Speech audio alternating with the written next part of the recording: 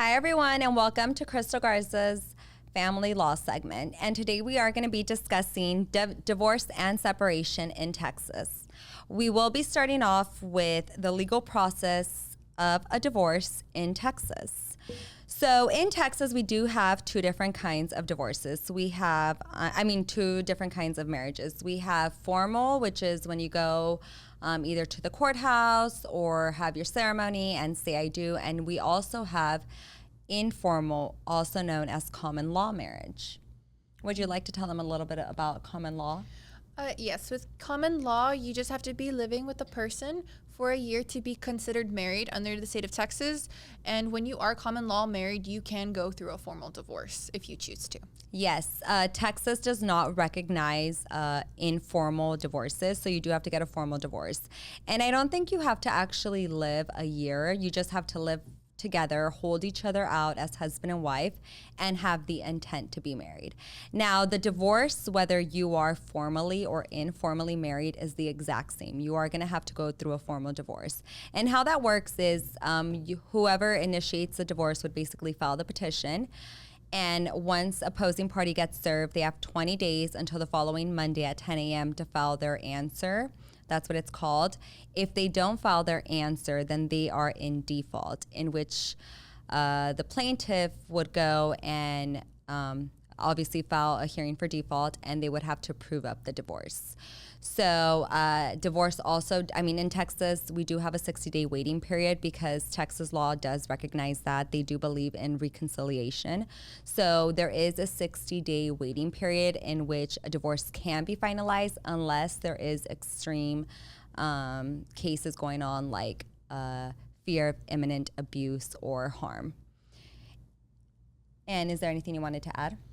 Well, I do know that some divorces could be contested and uncontested, but what does that mean? Yes, so that's what we're talking about next, the difference between contested and uncontested divorces. In my opinion, there's no such thing as an uncontested divorce. So an uncontested divorce is when neither party disagrees. But I don't care who you are and how long you've talked to your spouse about this, you are never going to come up to an exact agreement. Even if it's something, I've seen husbands and wives fight over a lawnmower. Like, girl, you're never gonna use that lawnmower, give it up. But when it's a contested divorce, that's usually when I tell clients to come and hire me when it's contested. And that means that the husband and the wife are actually disagreeing about the division of their assets, and or they're disagreeing if they have children about who the children should stay with or anything having to do with the child, with the SAPSR, which is a suit affecting parent-child relationship order.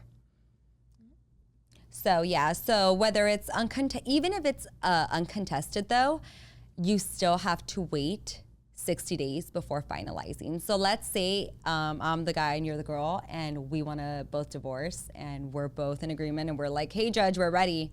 Unless there's extreme, unless it's under extreme circumstances, we still have to wait the 60 days before we are able to finalize the actual divorce.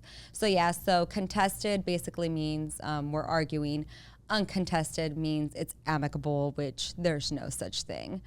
Another thing that we will be talking about is property division, alimony, and spousal maintenance.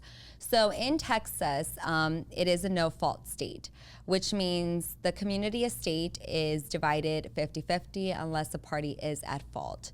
And spousal maintenance is only recognized if you've been married for 10 years or longer and the party that is requesting spousal maintenance has a disability. And that's what a lot of attorneys and or parties overlook. They believe that just because you're married for 10 years, you're able to request spousal maintenance. And that is absolutely not true. If you do not have a disability that is preventing you from entering the workforce and making a living on your own, then you are not entitled to spousal maintenance. Is there anything that you wanted to add there? With the splitting, I do have a question. Let's say that they have kids. Would the woman, and let's say she gets the kids, would she be able to get more than the 50-50 if she has children? If she is not at fault. So let's say the husband cheated on her and that's why they're divorcing. Then I would argue that, let's pretend I'm representing the woman, I would argue, had the husband not messed up, then we would have still stayed married. So why is her lifestyle going to change because of his, excuse my language, but because of his fuck up, you know? So I would be requesting a disproportionate share of the community estate, which is something that you could do if there is grounds for the divorce occurring, such as cruelty, adultery, living apart, if you've or abandonment. Also, I've seen those cases as well. So yes, in my cases, most of the time, we are not dividing the community estate in 50-50. Now, children, they do come into play, but the non-possessory parent already has to pay child support, so they only come into play when, for example, they're asking for the house to be sold and the children live there and they have to live there because of school and we don't want their lifestyles to change. So we do ask the parties to take that into consideration when there are children involved. And the final topic that we will address today is how to handle separation before the divorce. Yeah, so divorce can be very emotional, and I do tell all my clients that mindset wins these games. If you allow your emotions to take over, it will never allow you to actually move on from the current chapter in your life. You cannot I also have had clients that are wanting me to force the father to be in their children's lives. I can't do that.